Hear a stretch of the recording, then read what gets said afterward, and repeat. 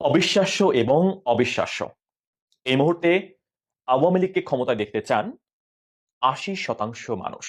এই জরিপে অংশ নিয়েছেন ৬০,০০০ মানুষ, মানে ৬০,০০০ মানুষ এই জরিপে অংশগ্রহণ করেছেন।